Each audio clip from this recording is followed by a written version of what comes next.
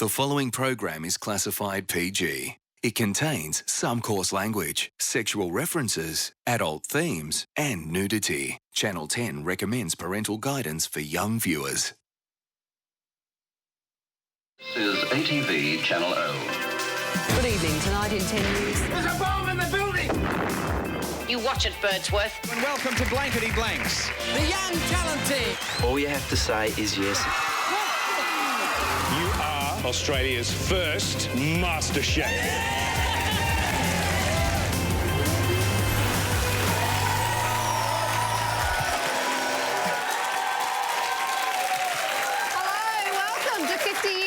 Yes, it's a look back at the wild ride that has been 5 decades of Network 10. Hello, I'm Carrie Bickmore. And I'm Peter Hallier. It's time to party, but like any good 50th, we'll wrap things up around 8:30. 8:45 at the latest. Hopefully guaranteed. no embarrassing speeches from Uncle Arthur at the end, yeah? My fingers are crossed for that. Now, tonight we will reflect on 10's proud history across all genres, plus we'll count down the top homegrown shows to ever appear on the network as voted by you at 10play.com.au. And there's so much history here at Channel 10. I mean, if these walls could talk, they'd probably say, why isn't Moira hosting this? Well, let's kick things off without Moira and wind the clock back 50 years to when Australians first switched the dial to Channel O. Our origins began in that swinging time known as the 60s. We are broadcasting a picture and sound so that you may adjust your television receiver. There were only 2 networks on our screens. So when a 3rd commercial station was approved, Sir Reg Ansett began construction of a purpose-built studio in outer Melbourne. It was these lovely modern studios, and in those days 9 and 7 were sort of a bit ramshackle. You went in and it was clean, pristine, modern, state-of-the-art. That gave you a great feeling. The fledgling new network provided exciting career opportunities for people like Eugenie Allen, the network's first switchboard operator. I noticed that they were building Channel 10 and inquired what was going on. I wrote for the position, and 3 months before the channel opened, I was working there. That's what it takes to make a TV station. August the 1st, 1964, Channel O is now part of the life of Melbourne.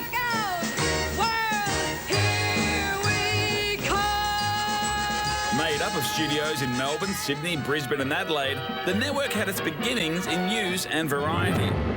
Showcase 66.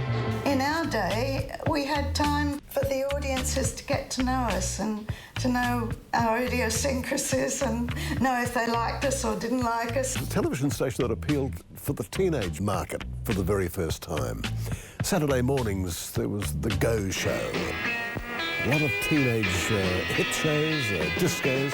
Welcome to The Go Show. People like Olivia Newton-John and Normie Rowe, you know, all the huge big stars started on The Go Show. You know, this was a show that I'd watched over in WA. This was the pinnacle of rock and roll in Australia, you know, The Go Show. Because I had experience as a television host, I was asked to host. You know, this is just about my 2nd Go Show, and both weeks... Yeah, this is my 3rd, that's right. I can't even count today. It was just a real honour and a big break for me. How do you like my coat? Because as soon as I started hosting The Go Show, my record went to #1. Sonny, you smiled at me and really easy. The first show that I think I was involved in was Commotion. We had so many laughs, so much fun. It was brilliant. I can't tell you how much the freedom was in those days. The monkey was this, and the oval was this. Do that, and then... Being across 2 frequencies, the network was known as the O10 network. Channel 10 was a very low frequency and a vast amount of viewers couldn't reach it, so they had to encourage viewers to adapt their TV antennas to pick up Channel O. But ratings were down and drastic decisions had to be made. Enter number 96. It was a 5 nights a week prime-time serial. Nobody else in the world was doing 5 nights a week. So they really were going for broke, and they had to get something to get people watching the show. The door! Close the door! I think it was a little more outspoken than Channel 10 were expecting, but they had the guts to go ahead with what became a very controversial show.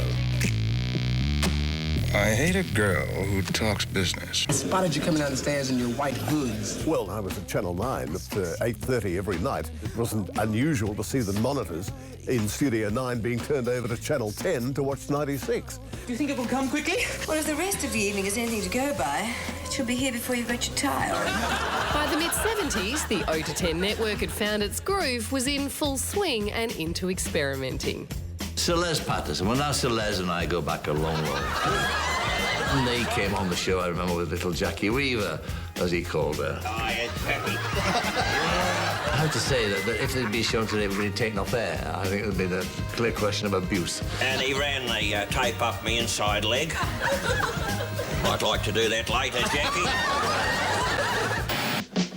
With the introduction of the theme following this announcement, transmission on Channel 10 will commence. After 15 years of confusion, the O10 network finally resolved the 2-frequency problem, with all states moving to the 10 frequency. So that's where it all began. And after all those years of experimenting, improving and seeing what would stick, the entertainment network was on its way. This is what it's time to know. It's the real thing. I can't explain what I'm feeling. I'm lost for words. I'm in a daze, stunned and amazed. So Many memories. It's certainly come a long way. I just hope that there's a number 96 DVD box set I can get my hands on after the show. But Ten's seen a lot of stars over the years, Carrie. Bruce McAvaney kick-started his career here. Yeah, and in fact, he hosted a sports show called Over the Fence in the late 80s. And you just see what a pro he was, even back then. Well done. Thanks, lad. Very well done for a young man. Very well done. Peter Brock, well done. Bad luck to Andrew Denton. I'll get stuck, Bruce. I intend to do that right after the show. Bruce looks just as young now. He hasn't aged a bit. I know. Stick around. We have only just begun. See you in a moment. Household names who got their start on 10, plus we kick off our countdown of your favourite shows. This is Network 10's 50 Years Young.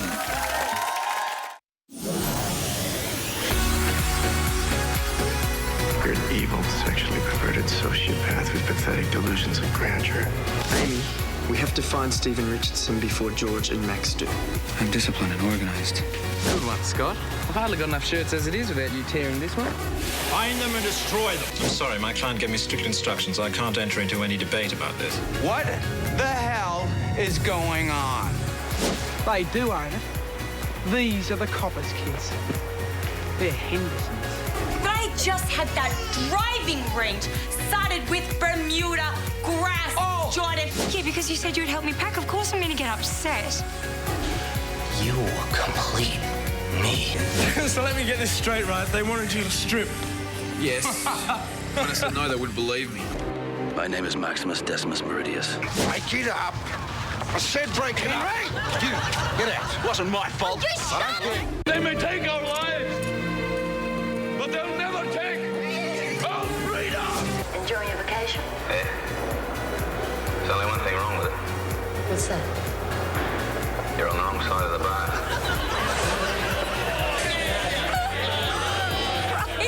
We'll end up in jail one day, and so will you if you keep going around with him. Oh, I will not. You will if the cops catch up with him. How? I just want a little bit of everything. Na na na na. Now everybody knows down Ladbroke Road, you have to leap across the street. I'm spinning around, move out of my way. I've only got half an hour to fix the oil leak. All you have to say is yes, and then you can get on with it. Yes, what? Marry me? Did you nearly meet her? I just thought if I met her. Oh, it would be so excellent if I nearly met her. I would just go.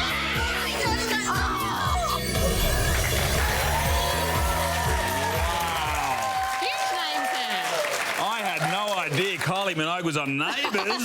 Oh, all those famous names started right here. A little like you and me, Carrie, except we're still here. Who wants an Oscar anyway? And just quick, go back to Mel Gibson. I mean, was that a pack of smokes up his sleeve or an analogue mobile phone? That was absolutely massive. And a lot of people may look at that and say, hey, A Country Practice was on another network, but the last year of A Country Practice was on Channel 10, and a lot of people do think it was its best year. Now, it's an old showbiz rule that never work with animals, a rule that Dr. Chris Brown willfully ignores. Some of TV's biggest stars have got about on four legs and, you know, they're cuddly, but they're not always cooperative.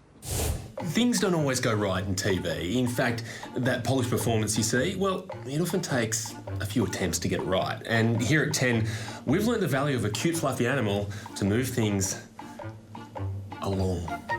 Sorry. Mate, that was your line. You're not with us, are you? Not paying you enough? No, don't do it. Animals have a long history on our screens. The best thing is, I think, they're unpredictable, and you never know what's going to happen. Get that! No kids program is considered complete without animals having fun in the background. Welcome to the Magic Circle Club. And in the mid-60s, children started their day with Leonardo da Funbird, Cassius Cuckoo, and Fifi and Fredbear on the Magic Circle Club. Oh, and you can call me. But like most leading men, Fred stole the show, and the Magic Circle Club became Fredbear's Breakfast A Go-Go.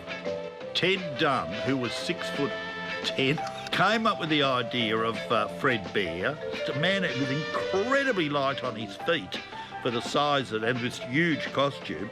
He stands brilliantly. Fredbear was just a delight, and he was a delight. The cute and cuddly were popping up all over the telly, so Channel 10 launched the series The Rovers. Get those animals below. Before filming this scene, see if the kid is strong enough to pick up a wombat. Can the child stow a wombat? Besides helping solve crime at sea, animals helped inform the kiddies of current affairs, and on Simon Townsend's Wonderworld, Woodrow the Wonder Dog was doing just that. Woodrow once went into the foyer of Channel 10 and did such a crazy urination they had to replace the carpet. It was either Woodrow or one of the reporters, I can't quite remember. I'm sorry. Let's be honest. He was more famous than any of us. Woody was the show. Thanks for watching, and please always remember, yep, the world really is wonderful. Bye. But animals have their temperaments. And he'll eventually be able to eat animals that weigh up to 50 kilos in weight. Pretty good, mate. Oh, he did have a go. You all right, Marty? I can't see the head of the snake. I don't know where it is. And next minute, I feel this thing. And I went, "Roar!" And it was the snake who crawled in through the mouth. I don't like it. I think we can get him off. Stay there. My most memorable moment in the Early Bird show is the confrontation with Rags the kangaroo. He just grabbed hold of me, threw me down to the ground. The power was amazing. I tried to fight it, but there's no way. And I was flat on the ground. He was sitting on top of me and actually eating the fur of the head. That is the greatest moment in Australian television history right there. All you can hear is...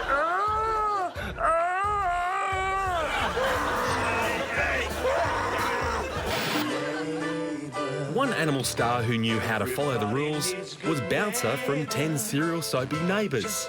And consequently, his career lasted 6 years and over 1,400 episodes. Everyone loves Bouncer still. You could go up to someone and say Bouncer and they'll say Neighbours. It's funny that a dog would hold one of the most kind of exalted positions in Australian television, really. Dogs don't dream, Dave. If Bouncer did, I reckon he'd dream about a big, nice, juicy T-bone. We saw a dog's dream, and I've always wanted to see my dog's dream. I wonder if it's anything like Bouncer's. Bouncer had a great life. Poor Bouncer.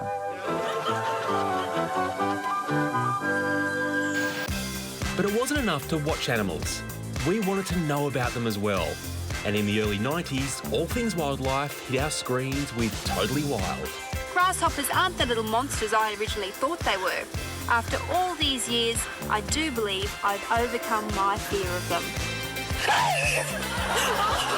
I've been pooed on and weed on and nibbled on, and that's what I love about it. It's the unpredictability and just not knowing what is going to happen next.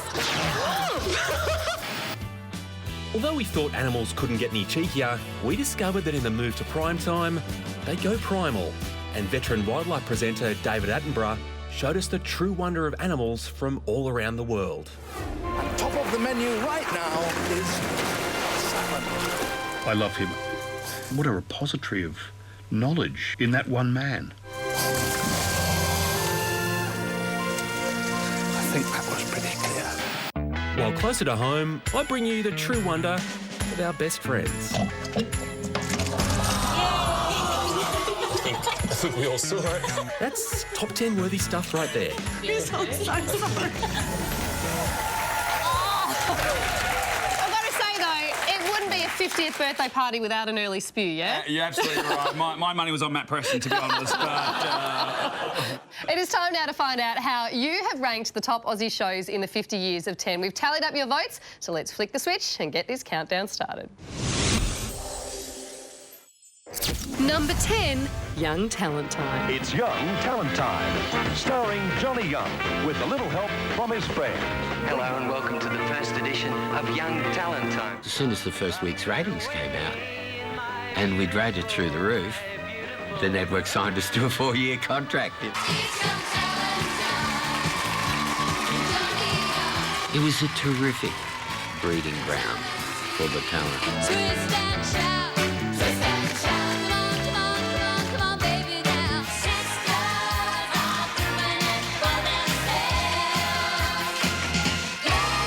We also, with Young Talent Time, had some fantastic contestants come through that have gone on to, you know, bigger and better things. Asha Ketty, by way of example.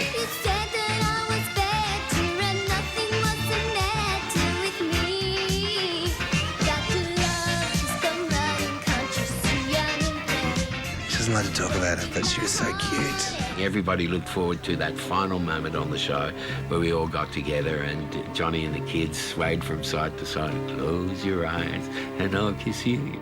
Tomorrow I'll miss you.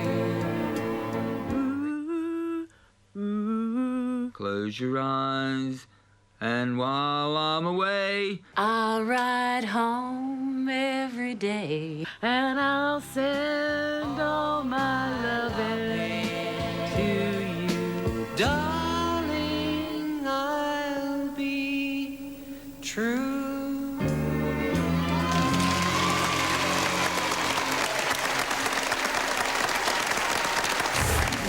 Number 9, Prisoner. I have been queen bee here too long to step down for a cow like that, Frank. We had no idea it was going to be as groundbreaking as it turned out to be. Now rub your hand over it, make sure you haven't got any wrinkles. The characters were just so well scripted, so well acted. Whatever made me do a silly thing like that? It was very easy to buy into them and to start to live their journey. I must have been too busy thinking about that poor bloody kid you buried alive. My favourite character from Prisoner would be the Freak. You've got guts. More than I can say about your spineless friend here. The Freak. She was great. She was just wonderful. I'm going to get you. And when I get out of here, you had better be looking over your shoulder. Prisoner's got one of my favourite lines ever. Oh, get her. B takes a drag of her ciggy and she goes, "You're not worth the steam of piss." We got a new nickname for you. It's old B's idea. Vinegar Tits. Vinegar Tits was also good too, because you got to say Vinegar Tits in front of your parents. You really are the most uncouth slut, Doyle. It was tremendous to have the thing so successful. It was bought by every station throughout Australia on the network, overseas exposure as well. One of the big fans of Prisoner was actually Sammy Davis Jr. He actually requested if he could go do a tour of the set. And he actually said, look, give me a cameo, I want to be in this show. And seriously, why didn't that happen? Oh, you're embarrassing me. Oh, you're marvellous. Yes, and remember, you first heard the term Vinegar Tits right here on 10. You're welcome, Australia. Stay with us. We'll be right back. We certainly will, Vinegar Tits. Next up, we look at the moments that shocked us, thrilled us, and made us cry. He didn't survive the procedure. This is 50 Years Young.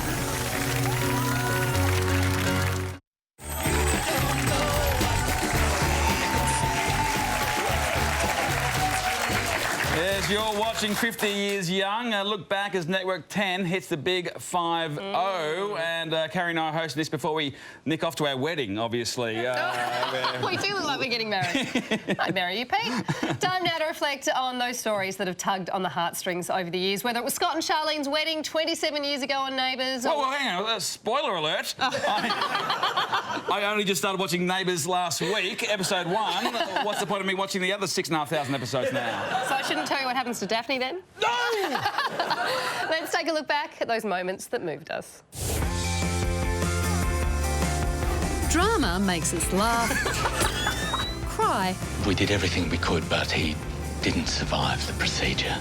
and sometimes leaves us breathless. When it comes to family melodrama, one family resonated deeply with audiences. The Carsons. It's not like your father to give a party for no reason. He wanted to get the family together, Jenny. That's all he said. Carson's Law resonated because in the 80s when the show was being screened, you did have women sort of rising and trying to make their own way in the workplace. I'd like to have my say. Nobody's interested in your say. It had a real effect on me. My mum was a single mother. So, I don't know, I had this sort of affinity with that character. I decided that I was going to be a lawyer based on Carson's Law. I did not become a lawyer. When family lets us down, our friends are always there for us. How will you go without Evan? Oh, fine. Yeah, a bit of relief. Won't have to worry about him. You're a big fat liar. I know. They built a really good kind of palette of young 20-year-olds. And it was all about your friends or your family in your early 20s. The Secret Life of Us cut through the bull and reflected the real conversations we were having. Top? Yeah. That's not dirty. Use it in a sentence. Good sex can top off a date. I like it when the woman's on top. Okay, I'll allow it. Sam Johnson and Claudia Carvin, the best sexual tension you'll ever get on camera. I think it's wonderful that the stud of the day was this scruffy guy who never washed his hair and was a writer dude. I desire you. I just think that's so hilarious. That's kind of an earthy scene and I'm in my pyjamas. I actually think I was pregnant then. The mini-series changed everything, and throughout the 80s, Channel 10 screened a number of them to startling effect. Television audiences were really showing that they were incredibly interested in Australian history when it was presented in a smart, dramatised fashion. Okay, let's get on with it. Open your bag, please. I'm meant to be meeting someone. I've got a plane to catch. Merry Christmas. Miniseries such as Vietnam, Bodyline and Bangkok Hilton, audiences were embracing our own stories in a new format. I have the greatest pleasure in welcoming all the participants to this historic National Economic Summit, not only on behalf of the government, but on behalf of the people of Australia. I think Hawke was the first one that just said to producers and to networks, it doesn't all have to be about gangsters or crime or whatever. You know, you can do other things, and our past history is really interesting. And then there was the series about a crocodile eating a woman's face. Return to Eden was a ridiculous story. A woman being fed to the crocodiles by her husband and her best friend who are having an affair.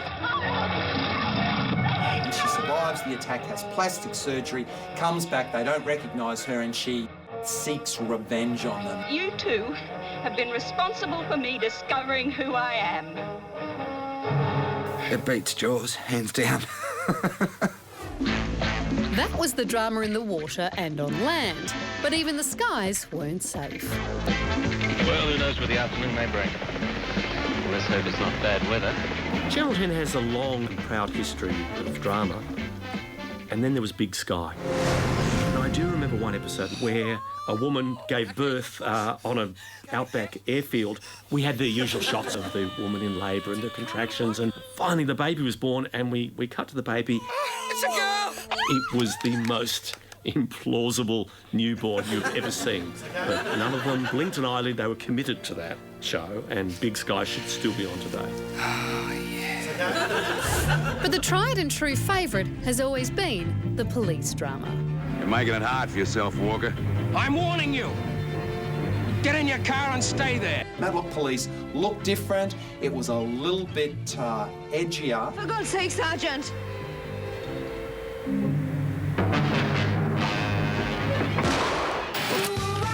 Beyond anything else, drama becomes a part of lives. And if there's one show in recent memory that's moved more Aussies en masse than any other, it's Offspring. Nina, I am a Fitzroy parking officer. I am your father. I love her. I love her so much. You know, she's like perennially the sober person at a drunk party, Nina. You dreaming about him? I think it was bad. Bad or sexy bad? Everybody's got a bit of Nina in them, definitely. Sluts? Oh, where did that come from? Oh, no, that's not fair, Nina. Not many Australian shows last 5 seasons. Year after year, Offspring delivers. Just because a girl's never had casual sex before doesn't mean she can't do it now. This is the 90s. Not the 90s, the noughties. No, this is whatever comes after the noughties. This is a woman who's missing an earring. Small price to pay. I am still mourning for Patrick. Harry, Nina's moved on. It's time you moved on too. Yeah, I think I do need to move on. Now, covering real-life drama is the 10 News team with reporters all over the globe. It's now chalked up 5 decades of bringing you the stories that matter. Putting a news bulletin to air is about many things. It's about the hair. I was a real carrot top. My management at the time felt it was a distraction, and so they sprayed it again. But what they didn't realise was each night it was a different shade of red. A great story. Every strange man I meet, no matter where it is a potential rapist. And a great team. For more than news headlines, Steve Liebman. For more than just facts, Geraldine Doog. Once in a while, you find a couple of people who just naturally work well together. What each can do well alone works even better when they're together. A natural sort of communication you just don't find every day. Another chapter. David Johnston and Jana Vent. The news people who are the talk of Melbourne. Naturally. Or you can sell your news by letting the audience get to know your lead female anchor. I like it, Teresa. It's lovely. Like they did with Anna McMahon in Brisbane back in 1988. Brisbane's own Anna McMahon and Jeff Mullins on Brisbane 10 News, where the news comes first. Whilst the major bulletin is first at 5 now, 10 had other firsts. They were the first for an hour news. They were the first with news at 6. Traditionally, news broadcasts in those days, in the early 60s, were at 6:30. And that's it for today on the one and only News at 6. Thanks for your company. 1973, I had bushy sideburns down to here. I had a velvet tie which resembled a curtain. It was all sort of very much Ron Burgundy, if you like, in those days. If you don't mind me saying, you look spectacular, I have to say. Well, that's a given. Sometimes the news is hard to say. The 5 o'clock news making Well. In the battle against the home entertainment phenomenon. I couldn't stop. I just didn't quite know which syllable to end on. Gee, I hate this word. Don't worry, Mal. Not as bad as this. Virgin's targeting key corporate routes, hoping to win over Qantas customers. It's likely to be bad news for the airlines. That web address you'll need is youtube.com. 10 has covered news at many times of the day. This is the late news. I'm Hamish McDonald. The grown-ups have gone home and they've left us the keys to the building, so... And from all corners of the globe. And they've been there for the moments in the last 50 years that made us stop and take stock. A 9-week-old baby girl was taken from the family tent and never seen again. But even in the short time since the disaster, the change can be seen clearly. Go on and try to tear me down. I will be rising from the ground like a skyscraper. Just through, and CNN is reporting tonight that a plane has crashed into the World Trade Center. We really thought the beginning of World War III was unfolding. You can't imagine just how horrifying horrifying the situation is. The images we saw that night, they're seared on my brain. I'll never forget those. If you want investigative reports, look inside. And not just content with covering the news, 10's host of current affairs programs have also made news. You've always said that you're not gay. Yeah, I'm not straight. After being sacked from 7 in 1991, you might remember this guy turning up at 10. Hitch, he's working for you. We look back at it now, and people now say, oh, gee, that was great current affairs, but at the time we were considered to be fairly radical and fairly tabloid. So no matter what time of day or where, 10's done it the right way. Well, whoever organises the weather, and I do have a feeling that it's not Rob Gell. The far right way. The real division is between those who trust Australians and those who don't. The pretty wrong way. Following in Madonna's footsteps won't be easy because Madonna's footsteps are usually on the wall, just behind her head. Or the Sandra Sully and Brad McEwen way. 18 years is extraordinary, given you're only 25. Well, I've heard there was a little bit of a frisson between Sandra and Brad. Better move on to the weather. And Sandra, I mean, she's gorgeous, Sandra. It was just a bit of fun. There wasn't much we could do about it, really, so we just went with it. It's been a great ride. Yep. We've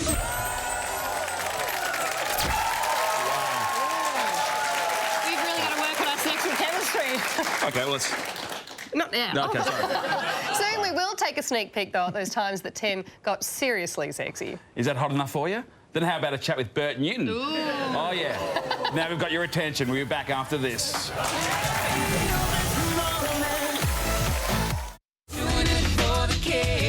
Wake up, cut out of the shower, get out of the kitchen, wherever you are, Cheese TV is on! Oh, it's a pretty nice day up here. Molly grabs me, Molly grabs you. Hello. I'm waiting for Bernard. What was Molly Grubs? What the hell was that? Do you like to be tickled? It was really aspirational because the girls were like, you know, pashing boys and stuff, and it was just, I just wanted that so badly. I wanted to be that girl, and I was not that girl. Want a race? No, wait. I'm catching the bus. Let me introduce you to my class. This is Maddie.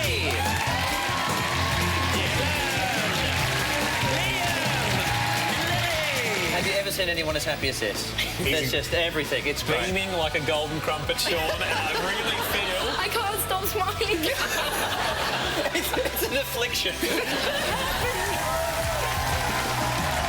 see, kids, that's so much better than watching clips on YouTube for entertainment. You are back with 50 Years Young. Pete, what did you used to watch growing up? Well, I remember watching Simon Townsend's Wonder World, Carrie. And for those a bit younger, it was like a kind of current affairs show for kids. Although we did find this one clip, I'm not quite sure if it was appropriate for children.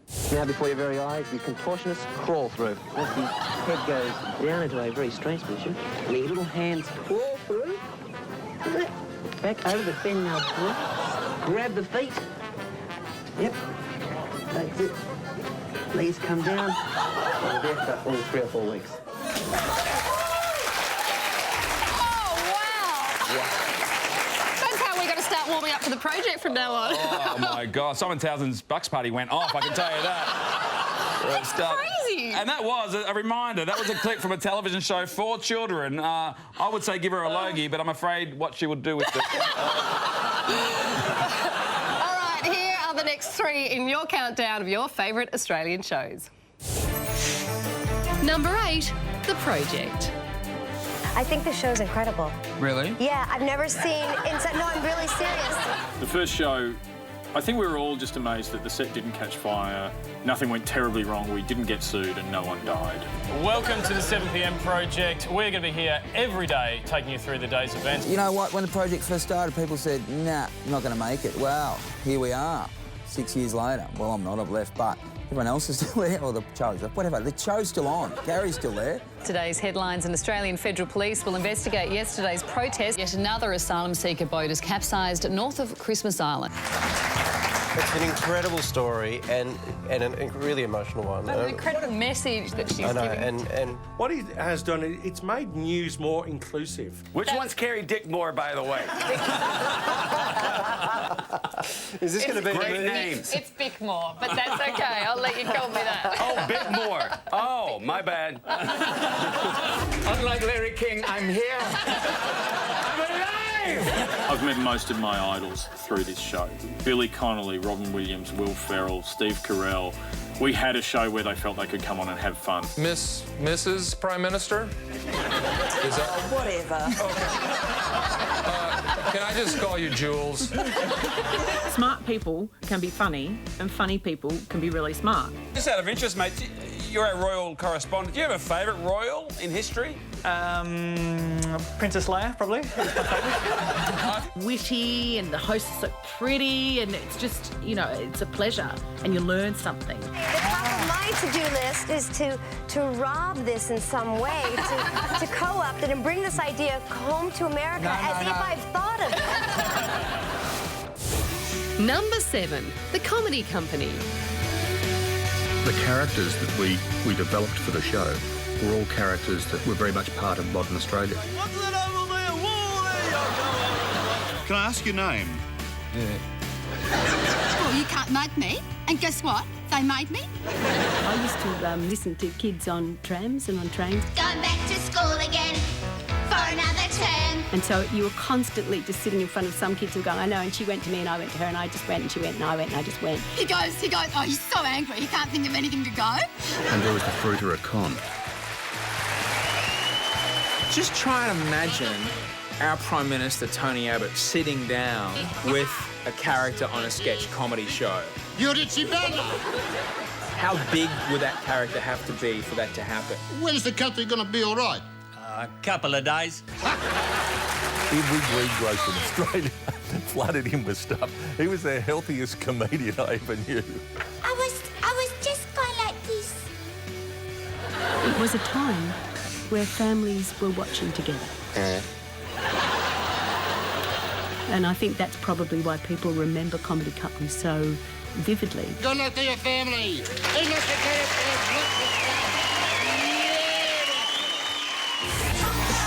Number 6, talking about your generation. Here's the next one here. You should know this one. Big Bang Theory? Yes, probably outrating us even as we speak. I remember texting Charlie after the first episode of Talking About Your Generation and said, mate, you did good.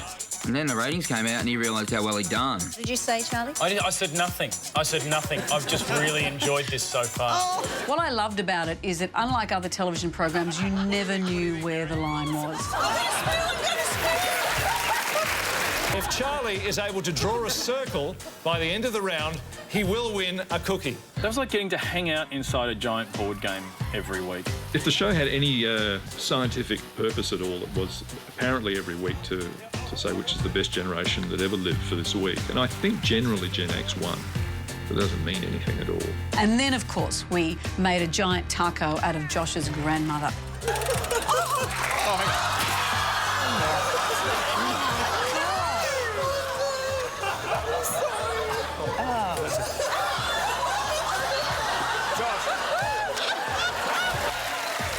Rhoda had wanted to do it, so who am I to say what just because you're 85 years old you can't do this? Here we go. Grandma Mona's all right. Very happy to plug This is the album. It's been out since November. I thought Stuart the Meerkat should have got the Logie for Best New Talent. Stuart and I had a bit of a romantic thing. I don't want to go into that, but he hasn't written for a while. That was the best team to work with. Like, so much fun, and just being able to watch Sean work is just incredible. Time for a break now, but don't go anywhere. It's dangerous. Best to stay indoors, I think. Back soon. Project at number 8, it's not a bad effort. Yeah, pretty good project, number 8. We probably should have campaigned during the week a bit more. And don't worry, if your show hasn't appeared yet, it might be coming up later in the countdown. Or you've just got really bad taste in TV. And if there's one thing I love on TV, it's watching sport. Nothing compares to the real-life drama. Plus, if it wasn't for sport on TV, I'd have no idea who all the internet betting agencies are. It was 1969. Channel O was struggling to find an audience, so station boss Reg Ansett took an unlikely risk on a boxing match between Aussie Lionel Rose and Britain's Alan Rudkin. It turned out to be an absolute masterstroke. It held the TV ratings record for 31 years. In fact, I think it's 72% of Australian households watched that fight. And it wasn't beaten until the opening ceremony of the Sydney 2000 Olympics. Not only did it help save the network, but it set a precedent for event TV. Who can forget the '84 Olympics and Nuke's porn star Mo? And welcome Australia back live from Los Angeles on Network 10. 4 years later, 10 went to Seoul to cover the most controversial race of all time. The one memory was looking at Ben Johnson's eyes, and they were literally popping out of his head, and we know why. Johnson's got a great lead. He's going to win. Ben wins. I was 12 at the time. I was a Carl Lewis fan, so when Ben Johnson beat him, I actually cried. I thought, this is unbelievable. How can someone beat Carl Lewis? I know why. It's because you're jabbing yourself with roids, mate. But it was Duncan Armstrong's performance in the pool that produced the golden moment. Laurie, how do you feel, mate? How do you feel, Laurie? I just don't think Steve Quartermain was able to get Laurie to express his emotions there. I mean, we still don't know, how did Laurie feel? Mate, we just beat 3 world record holders. How do you think I feel? By the time word got back to Australia, my mum had been told that I'd had my jaw broken in a fight. Where's the animal? Where's the animal? Over the years, 10 has been a breeding ground for some of TV's finest sports broadcasters. Good evening, everyone. I'm Tim Webster. Welcome to Sports Tonight. Good afternoon, I'm Bill Woods. We'll be doing the rounds of the grounds with Eddie Maguire. The sight of Baldock, Green, Murray and Cooper running onto the ground will be enough to bring a tear to the eye of long-suffering supporters. And some not so good. And when people think sport, they think Carrie Bickmore. Carrie, after Ashley and Tomix wins yesterday, it's... Carrie, we're trying to talk about the tennis. Look what I'm wearing. I clearly cannot stand still. Now, I'm going to stick up for you here, Carrie. Everyone's quick to criticise, but sports commentary, anything to do with sport, is fraught with danger. Why is he kicking you out? Apparently, we have been here all afternoon, Quarters, and we have been guarded by security guards on level 3 all day. No, Jack's actually encouraged you to bring your bad boy out on Twitter, I've seen. Bring your bad boy image.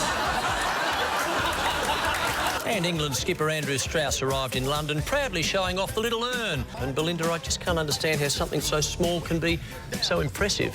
Well, Mark, you would know about that. Thank you very much.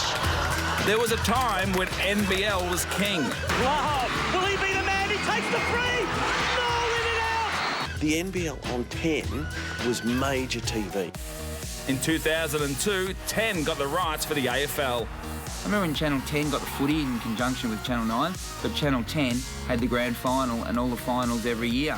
That was the best deal, wasn't it, Eddie? He loves that deal. The drama of the biggest day in AFL was nailed perfectly in 2005 by Quarters. One last roll of the dice for the Eagles! Leo Barry, you star! But I do get it a lot. I walk down the street and some drunken idiot yells out, Leo Barry, you star. But I guess worse things could happen, so... Ever since that famous rumble in '69, I've always loved watching sport on 10.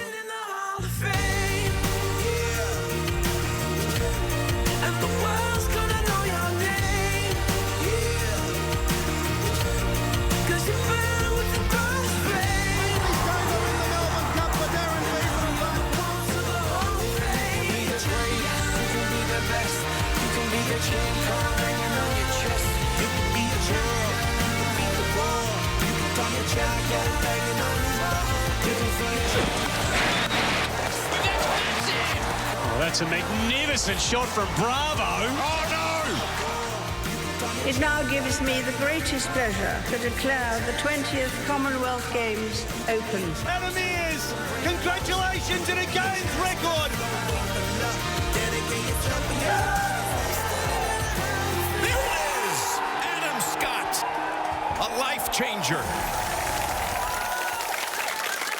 On behalf of 10 TV Australia, if I ever got a game show, would you kindly be my co-host? Absolutely. Is this a comfortable little outfit? No, I prefer a G-string, actually.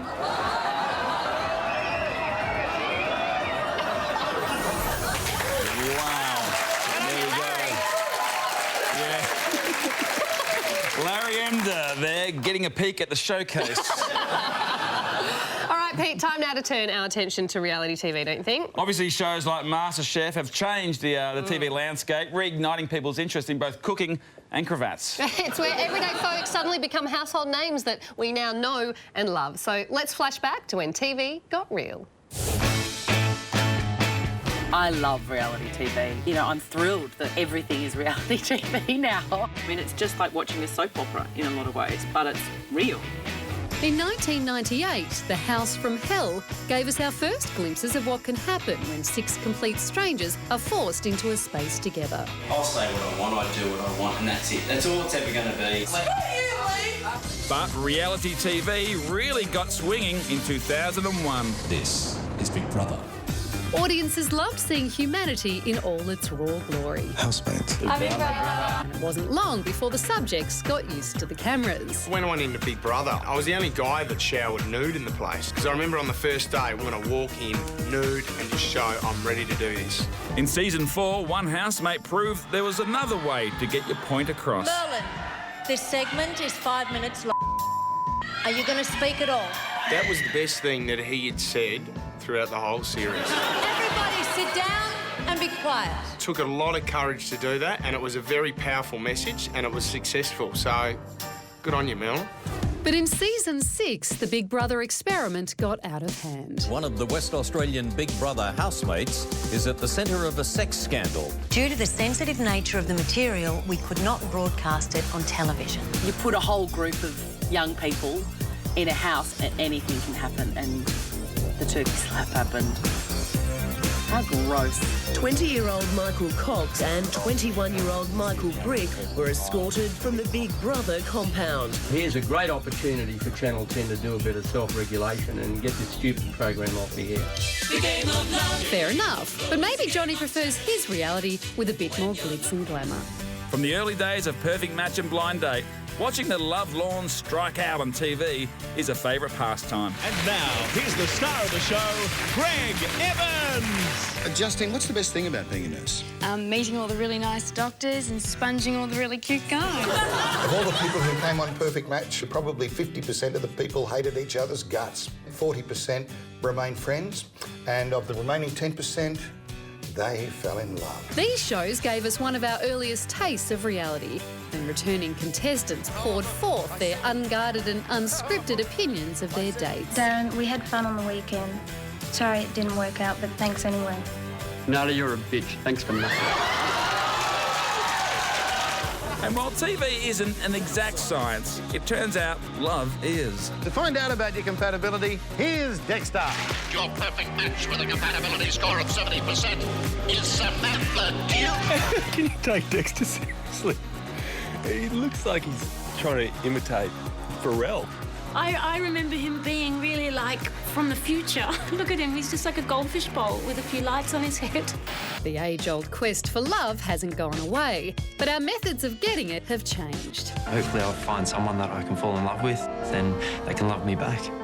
Working on The Bachelor is like watching a Jane Austen novel play out in front of you in real time. The game theory between the women is unbelievable. Although even in the fairy tale setting, reality can creep in. Just joining. Just joining in.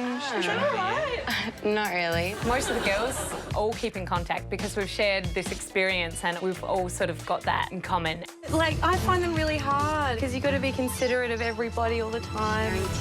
Do you find it hard being considerate, Rochelle?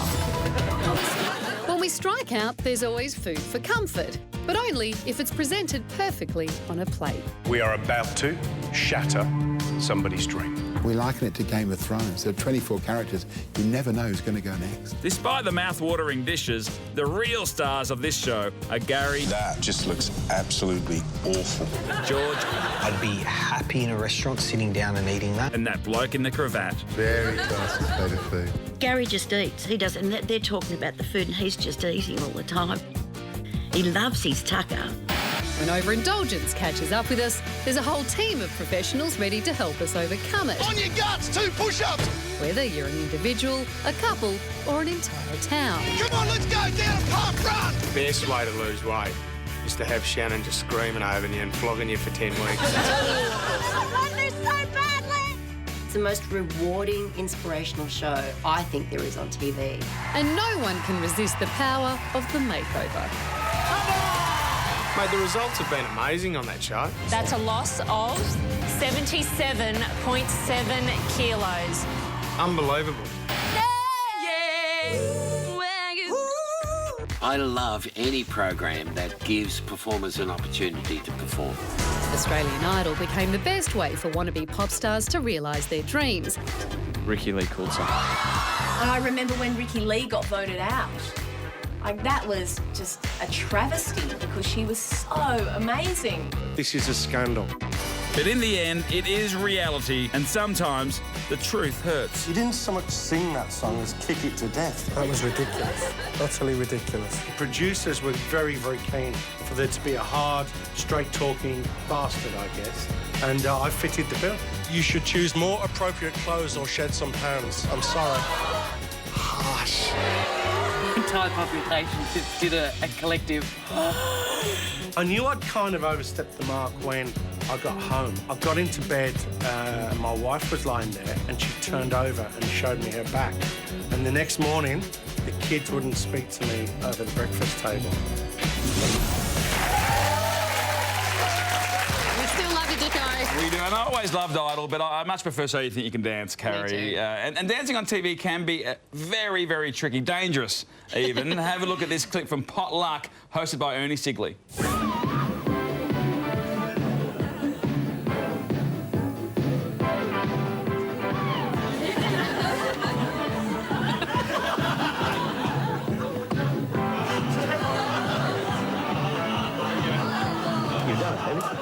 Oh, I think he's done a hamstring. Yeah, you're right. Come on, mate.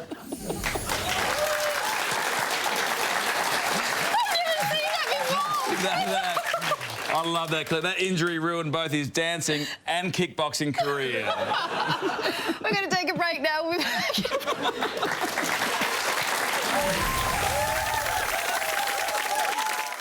OK, can you pick up gun in position number 2 for me?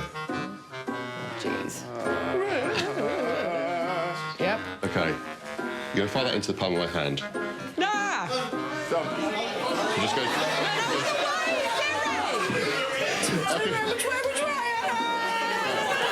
Whereabouts is the gun? Whereabouts is the gun?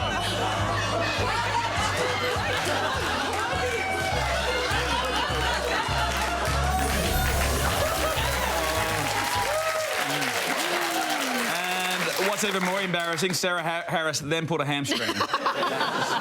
Now, it is party time at 10 as we turn 50 years young. Pete, I figured you would like to intro this next segment. Thanks, Carrie. I've got this one. This segment's all about... This segment's all about sex, Carrie. All the sexy things that have happened on this very sexy network. So everyone at home, stop having sex and watch this package about sex. A warning, there may be more nail guns.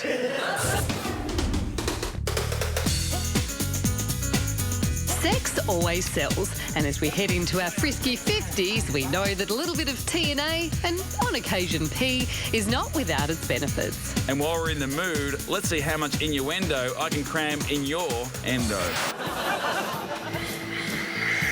Where's the bedroom? Through there. And hurry up, we've only got an hour. Daddy? On Sex Life tonight, the perils of 3 in your bed. I think it is important to have a bit of sex on TV because it's part of who we are. We're not one thing. And they say sex sells, and yes, it does because people are fascinated because we don't talk enough about it, that it's still got a little bit of a taboo thing.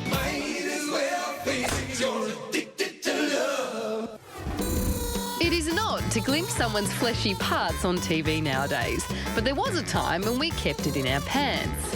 What are you doing there like that? Get some clothes on at once, it's disgusting. So, 10 raised the bar. Nice one, Petey. With number 96, and that night was forever known as the night Australian TV lost its virginity. 96 showed a lot of things that were not in our living rooms. Oh, darling, try and get your mind onto other shapes, like mine. Man, it was riveting television. I mean, what they got up to. Just loved it. You couldn't believe it. It was like, you know, watching another world. Oh, Tom, please. I want you. I'd hope to be able to pleasure you also, but well, here I failed. It opened up ideas of gayness to be acceptable. I didn't know you felt this way, honestly. I'd never... Look, I thought you knew. What? I'm homosexual. I was on a bus one day and I heard these two little old ladies behind me. One was saying to the other, "Oh, I do hope Don gets back with his boyfriend." And I thought, we've done it. That time in Australian society was a very interesting time. A lot of rules and restrictions that were looking to be broken out in society was changing rapidly, and I think number 96 caught hold of some of that. And you really don't mind me not being a girl? Beg your pardon? It was fantastic. Incest, panty sniffing, full frontal nudity. It was phenomenal.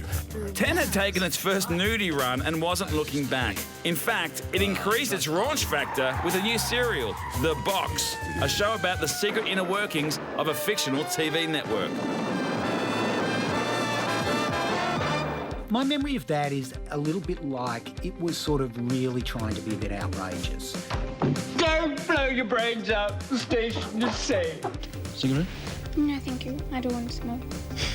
You were burning a while ago, cooking with gas. You supplied the gas. Yeah. My recollection of The Box is it was brought out really rapidly to try and sort of match number 96. So Channel 10 got their heads into gear and thought, we'll do one set in a TV studio that has pretty much the same sorts of topics. But remember, even without your clothes on, surprised with this beautiful girl, you're every inch a cop. Sex certainly worked back in the days of 96 and The Box, because we really couldn't get it anywhere else. Oh, hell! Oh, you were just great, love. See you again, eh? I mean, in a visual sense. Audiences were gagging for it, and it seemed there was a little bit of naughtiness in the unlikeliest of places. William Kennedy's Blankety Blanks. Inside this little erection here... It was so naughty. ...is a little fellow called Peter, and we call him Peter the Phantom Puller because what he has to do is have a good pull when we ask him to. Just really clever, wry, cheeky, little naughty. Very naughty. While I was in Africa, a pygmy bit me on the blank. He was the king of the double entendre. What they could get away with was just absolutely brilliant.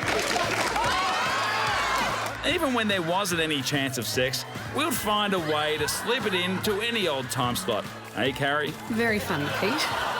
Maybe it was our imagination, but a bit of sexiness was no longer relegated to late-night TV. Aerobics old style, confession time, I would chuck sickies for it. It was perfect for a boy my age. I have to leave now. This is embarrassing. 3. Aerobics old style is a fine line between an all-over body workout and soft porn, and I think they managed to just straddle it, and that's a word, and indeed an action you will see often on that series. I think a lot of teenage boys were fans of aerobics old style, but couldn't tell you the first thing about the routines. Stretch and pull. Sex had moved from under the doona to in front of the telly. It wasn't long before the hot winds of lust were blowing Peter and Christina into Snuggleland. You know, Carrie, I think this might be the first case of unscripted sex. On the telly, I mean, obviously. So whether it was voyeuristic... All right, stop all the rooting, guys. ...gratuitous... Time to check out some more pole action. Woo! Or just made you think. Is no oral sex a relationship deal breaker? Is that with your partner or other people? As we've grown up, so have our attitudes to sex. The word rooting doesn't get used enough on television, and... Have you read it yet? Oh! Yeah, all credit to the producers of Puberty Blues for bringing it back. And hey, at least we don't have to blur this sort of thing. You want to be naked now, is that right? You're taking the piss out of me, aren't you?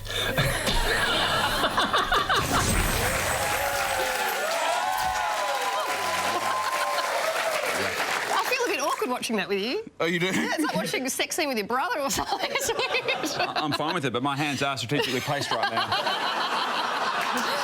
Well, it wouldn't be a celebration of TV without a chat to the man who was there at the beginning. He is touring the country in the musical Grease. It is the legendary Bert Newton. Welcome, Bert.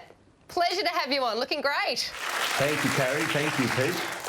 Now, GMA was your baby, Bert. Thousands and thousands of episodes, and I've done some research. Exactly 23,738 guests. OK, I'll go through them for you. A lot of guests, although you guys know what it's all about, don't you? Never had that many guests, Bert, but I got to say my favourite moment was when Kerry Armstrong was forced to sort your hair out. Do you remember that one? Well, there was a lot of hair talked about on Good Morning Australia, but I do remember the time with Kerry's always a great guest. You never know what she's going to say next. She comes out of left field. As I recall, when she finished with it, it wasn't looking quite as good as it was before she started.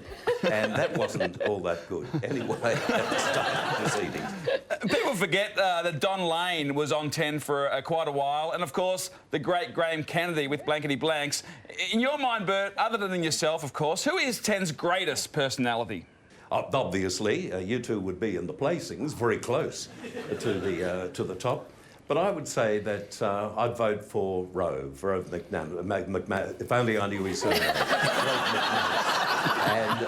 I think he brought to television a lot of the joy and a lot of the special feeling for live television that Graham and Don did years before him. He's a terrific bloke. Certainly is. And still a bit to go in our top 10 countdown, Bert. Can GMA do it? Can it be number one?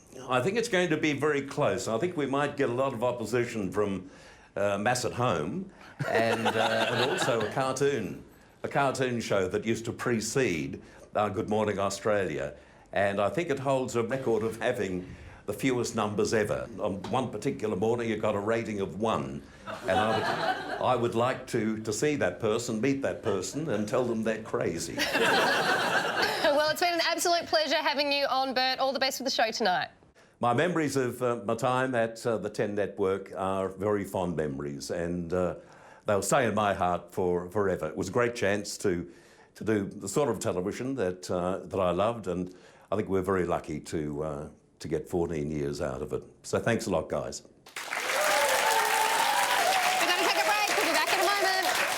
When we return, those shows that came and went a little quicker than we'd hoped. Let's just get rid of it. I just need to get rid of it. This is 50 Years of 10 in one night. It might seem crazy what I'm about to say. I love Russell Coitz's All Aussie Adventures. I love anything Glenn Robbins does. I'm just making a can chair here. Watch. Why spend $50 on a piece of Chinese plastic when you can have this? Oh, there's one more thing. Cheers. I'm going to enjoy this.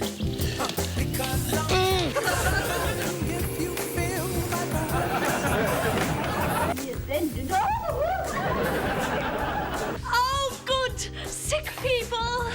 Come with me. Yes. This was the big trick for TV, is that viewers could ring up and, based on a poll, change the ending of the show. Will Warren deliver Palms, baby? You'll have to wait and see. Do you guys get a prostate check? What do we do? It's an anal probe as such, and I think we used 2 fingers because I wanted a second opinion. Let's see if we can get a hot from Miguel. What have you got? The new Chocolate Bold. What happened is that... Oh!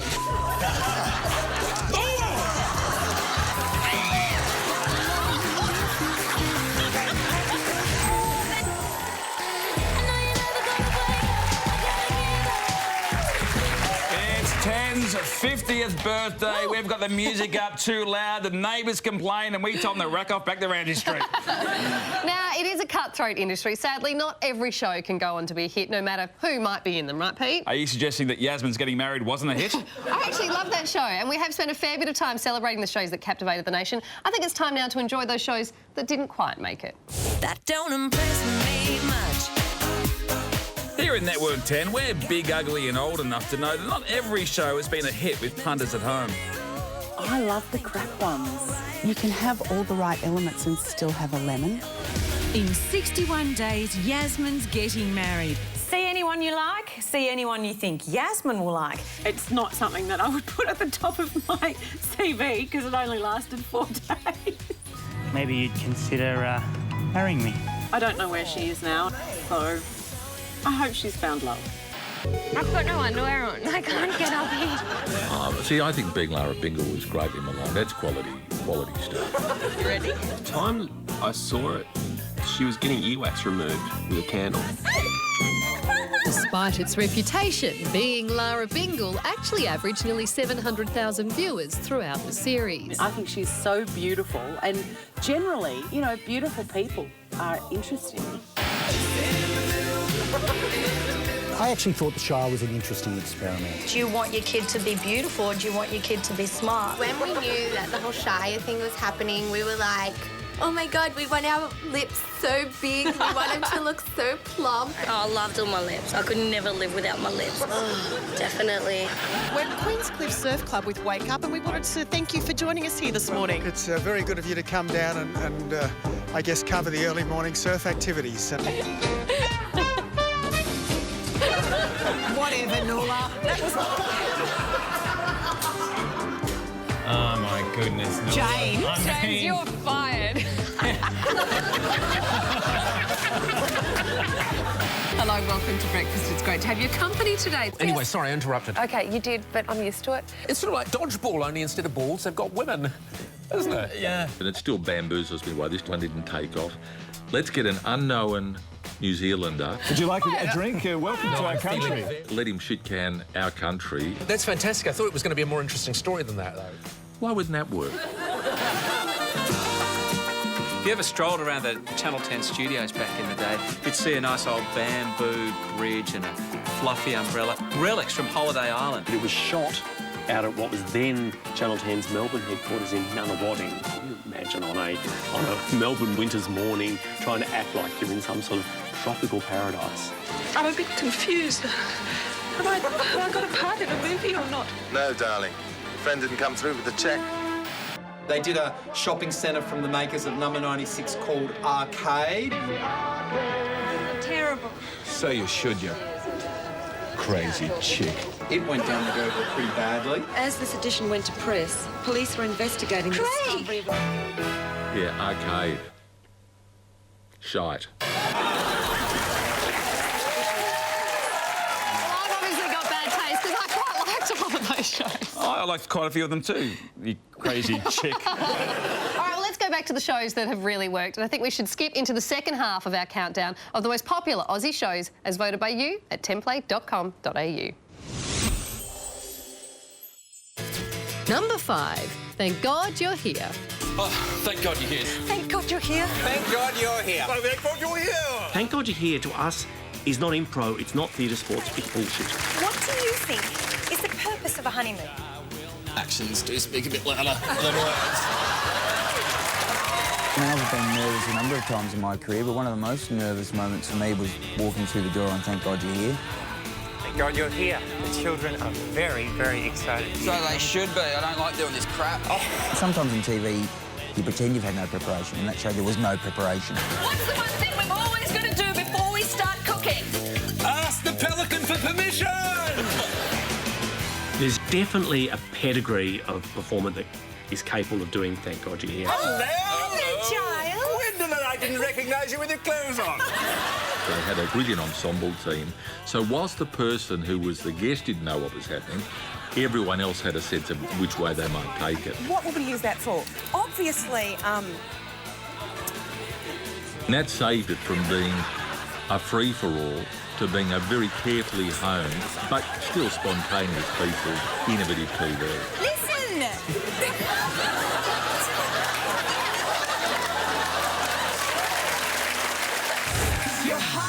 Number 4.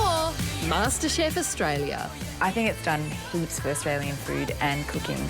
3 eggs and 2 egg yolks. I love MasterChef. I love the fact that 3 mismatched chefs, one wearing a ridiculous cravat, have taught Australia how to undercook salmon in many different ways. Gary! No. Enjoy. I mean, it's a remarkable success story when you consider that you can't smell it and you can't taste it. How much chili's in that?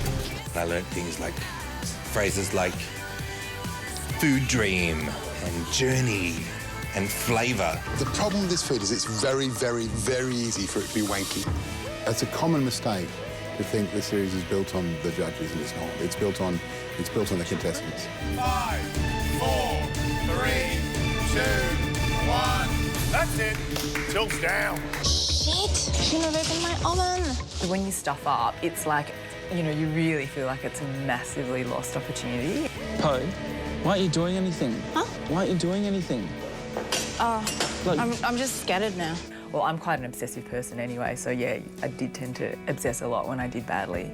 It's the best thing about MasterChef is people going on there and burning themselves, cutting themselves and absolutely murdering dishes. Ladies and gentlemen, the MasterChef for 2014.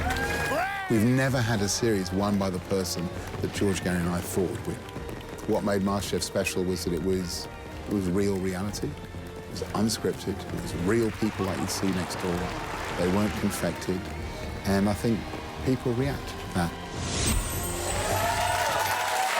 Happy with that? Might mean it's a knockout, number 3 too. Which Well, that would be a massive win for all Australians, I believe. I had the Shire at number 5 in my office pool, so I'm out. I'm gone. We're going to take a break now. We're back in just a moment. Hello, Newman. What's the best US show to appear on 10? Pete and I unveil a list that's sure to cause some arguments. I don't like it. You probably didn't. Yeah, try it. I don't like it. It's like a fish and a turkey beat themselves to death with a pepper.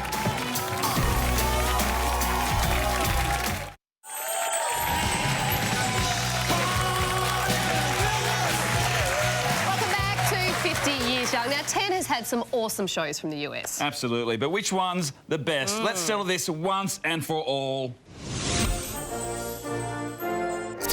Over the years, our mates from the States have sent us some of the very best You had to watch it. You watched it with your mates. and some of their more annoying. Why don't you wait for my question? Judge Judy is a good reason why people lose confidence in the legal system. Well, with so many shows being magically beamed across the Pacific, Carrie and I sat down and nutted out the ultimate US shows top 10. Seen right here on 10. Kicking things off at 10. The rite of passage of little Kevin Arnold.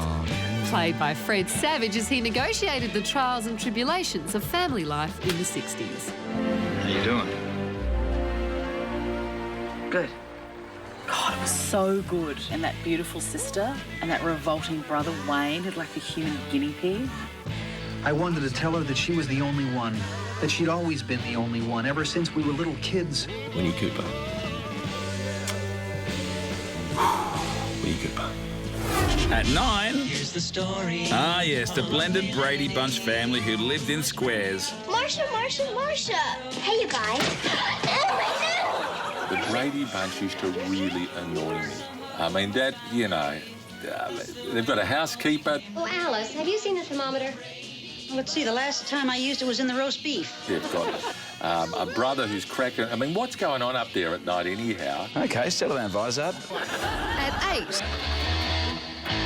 Was there anything better than settling in for an hour to watch a bunch of 30-somethings negotiating the complexities of life at West Beverly Hills High School? This was not just a show about the peach pit and awesome sideburns. 90210 took on the serious issues and did it with a straight face. Kel, I'm not a drug addict. You may not think so, but your body disagrees. Are you saying Lauren Kite crashed our car? Either that or a poltergeist. Fox Mulder was a genius, Carrie, and he knew the truth was out there. Mulder, the truth is out there. But so are lies. In high school, Scully was the thing. The X-Files was a delicious mix of ghosts, aliens, and sexual tension. Scully? Yes? Marry me. There's no doubt it's what made the X-Files kind of a bit edgier. And it's no doubt what gets people tuning into MasterChef to see whether Gary will actually kiss George. Number 6. It's hard to argue with nearly 30 years and over 3,400 episodes of whining, catfighting and long, long stares. The way you do it, you run through your brain. I think I left my oven on. Did I leave my oven on? Yes. I think I left my oven on. At number 5. Oh, my God. That was a lot of girl tongue. I think I need a drink-a-doodle-doo. It's Modern Family. Why don't you just give it to me right now? And here is a fun fact. Ed O'Neill, who plays the patriarchal Jay Pritchett tried out for the main role of another great show, Cheers. Really? Back in 1982. Wow, you a Rhodes Scholar? Tell me this. How come the stuff they fill in the potholes with is darker than the rest of the road? And at number 4, Petey, the most watched show of all time. Watching David Hasselhoff try to hold his stomach in is one of my favourite things. What other show can combine Pamela Anderson and Hulk Hogan so seamlessly? What do you know? I did get to heaven. The show was famous for its slow-mos and montages that had nothing to do with the plot. I mean, these ladies, they love America. And crawling.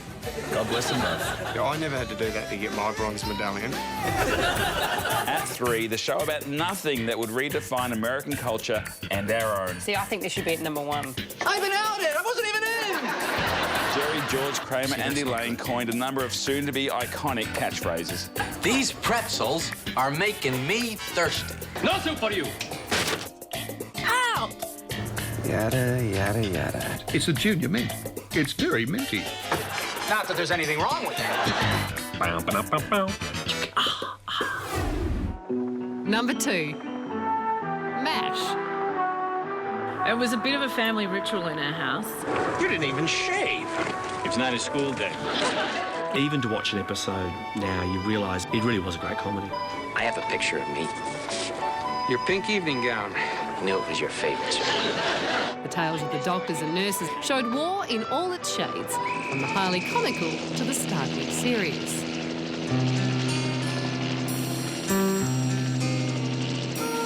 When the helicopter flew away and looking down.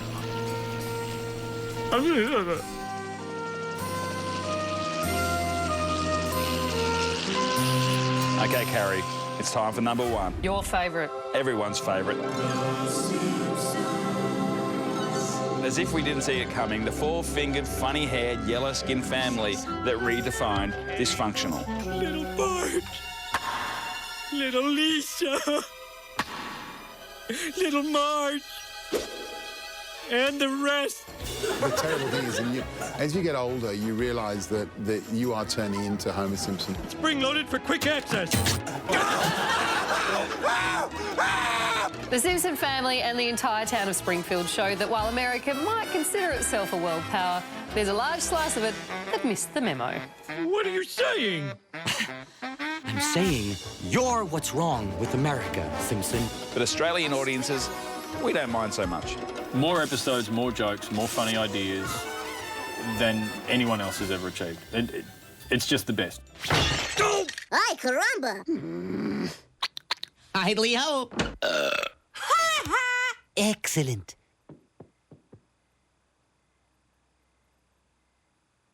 If anyone wants me, I'll be in my room.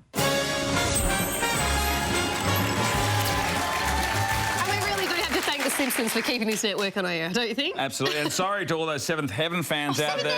I tried, but Carrie would not budge. That's not true. I love that show. You didn't even ask me about that show. You argued. Now, don't go anywhere. After the break, a very special guest.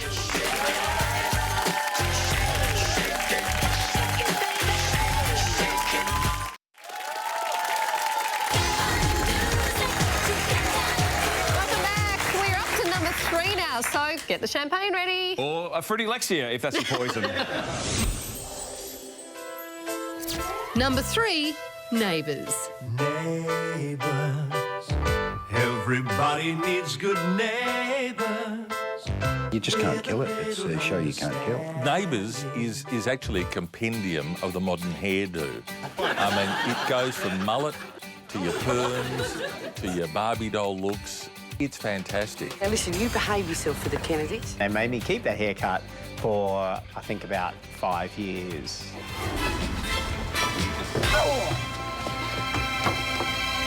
Charlene! Kylie, when she first started on Neighbours, was just, for me, so relatable, because she was a total bogan. Can I have your autograph? Yeah, me too. Sure. Oh, no one at school will believe this. And when she got married to Jason Donovan Scott, with suddenly playing from Angry Anderson in the background. Hello, Australia.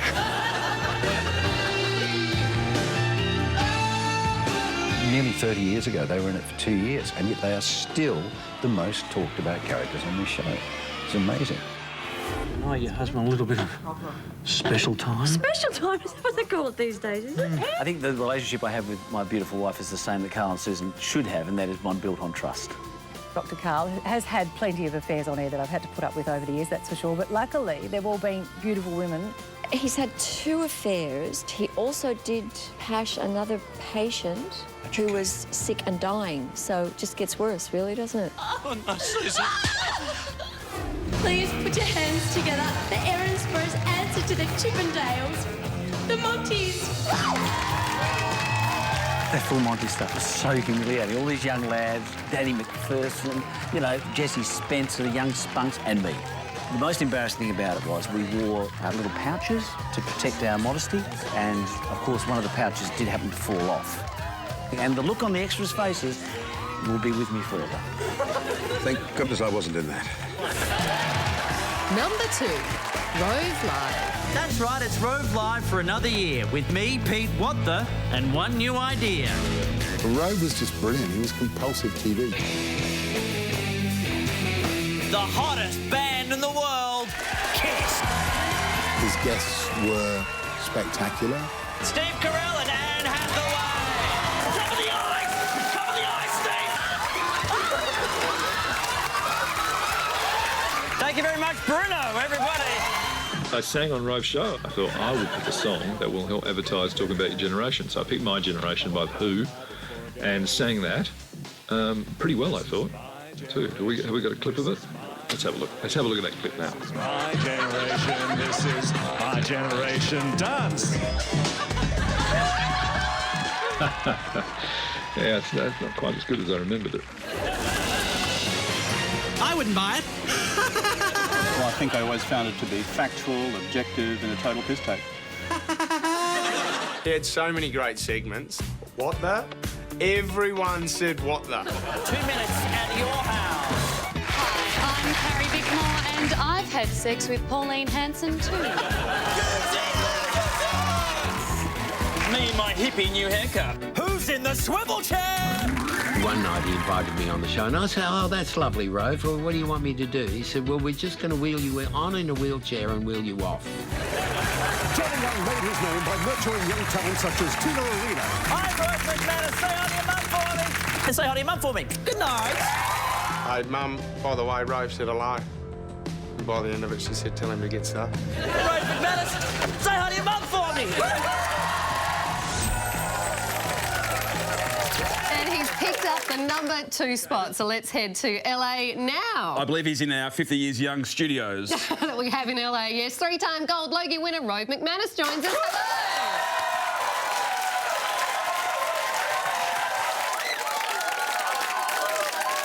All the shows that could have been number 2 and it's yours. How cool is that? And also very appropriate because a lot of people would have said over the years that we were number 2. As in shit. Can I say shit? I don't know what time you're on. You're talking to Carrie Bickmore, you can get away with a fair bit these days. That is very true. Rovey, of course, we started at Channel 9. We did 1 season there, and then we were adopted by Channel 10. What was going through your mind when we made the move to Channel 10? I was shocked that they said yes to begin with, and because it was still at the time they were really taking a bit of a punt. We had only done 10 episodes, so for them to say, hey, we'll take this show, we'll put it on in prime time, was an incredible show of faith, and thankfully it paid off. Was there a particular episode where you thought, I think this show's really catching on? Yeah, it was about 12 months in, and we had Hugh Jackman and John Travolta together. When you're ready, ladies. And that was the show that really put us on the map because that's when we were solidified as a show that A-listers wanted to be on, and that was a big deal. And, of course, Rove, you had your name in the title, but you did have some pretty impressive supporting cast, didn't you? Doesn't ring a bell. Does not ring a bell. No. Pretty sure... Wait. Wait. There's a guy with a beard. I remember that. And then... yeah, that's it. That's pretty much it. OK, were you ever frightened that Hughesy was actually going to lose it? Yeah, well, he lost it at me once because it was the end of the season 4 before the game, and I gave all of the cast a bottle of champagne, forgetting that one Mr. Dave Hughes does not drink. So he got, I got lost at, if that's the correct term, which it probably isn't. And what was a bigger highlight, Rove? The birth of your beautiful daughter Ruby recently, or when Miranda Kerr said she'd had a dream about you? Oh, definitely Miranda Kerr. And look, I don't want to say anything about where that relationship has gone, but I apologise, Orlando Bloom. And Rove McManus, who would you turn gay for? I thought I already was. Really?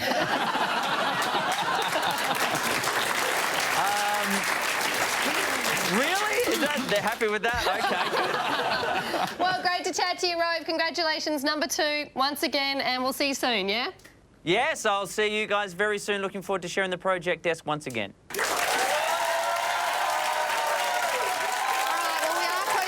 On the top spot, who will it be?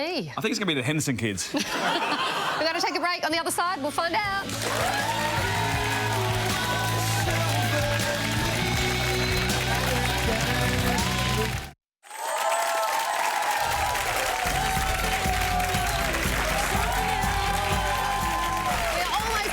Ten's huge 50th birthday party. Stay with us, Nan. We're almost there. Nan's in the car asleep. She's happy. She's happy.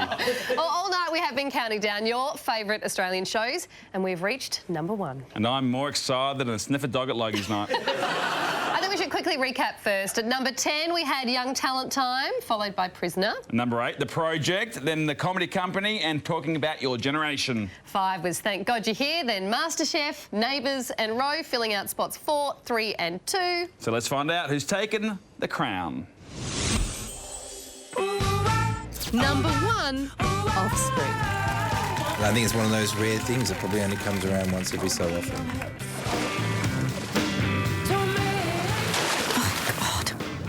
Oh, you're an embarrassment. It's a beautiful, funny, quirky, unconventional show. Kim. Martin. What's happening? What are you doing? Paddy man, have I caught you in the middle of anything? Since you asked. Having sex. Nina? We're having sex. Ooh, excellent.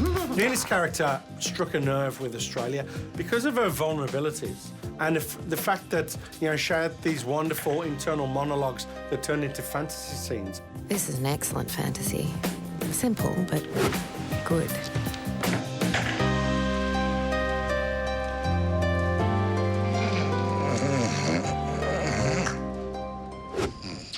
The first thing we ever had to shoot was a kissy-kissy strip-off love scene. And we just kept laughing. And that kind of set the tone, really, for Billy and me. They just make each other laugh. You're laughing at me. I'm not laughing at you. You're just such a loser, Mixie. This is why you and me can't be together. Come on, come on. Right, forget the whole thing. Can we do a little bit of the thing, No. please? It's very honest, and it has what I think is the vital ingredient, characters that make mistakes. I cheated on you. I slept with someone.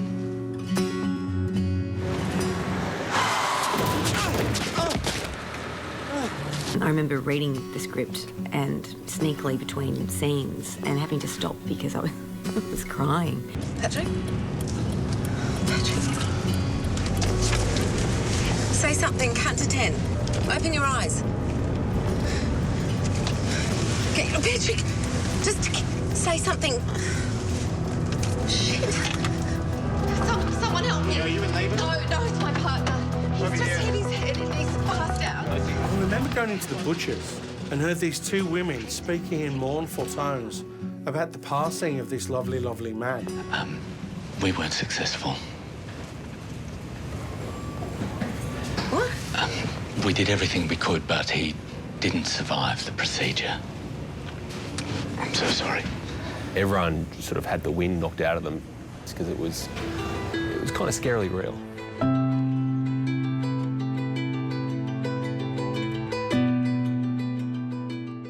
She stole my sperm. Is that the best you can do? That's what happened. Well, that would be an explanation. Pretty shit one. I think it's kept reinvigorating itself. It hasn't stayed still. It hasn't got complacent. It's not a safe show. It's quite a bold show. Our union was motivated by an unstoppable biological imperative with a prudent fight nature. No. That's why I like it so much.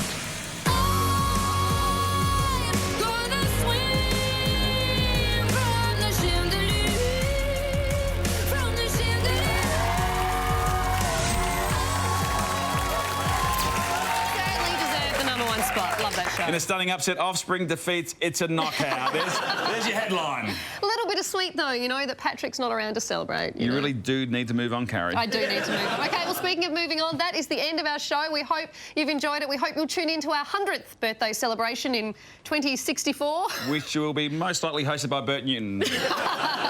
We do thank you for joining us tonight. We hope you've had fun. Good night.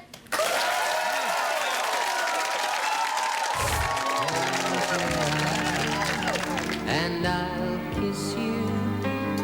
We've got to say goodnight. What a lot of fun we had tonight. It goes so fast. Our time has passed. Have a terrific weekend. Bye. Goodbye and manage to The world really is wonderful. Goodbye. And I'll say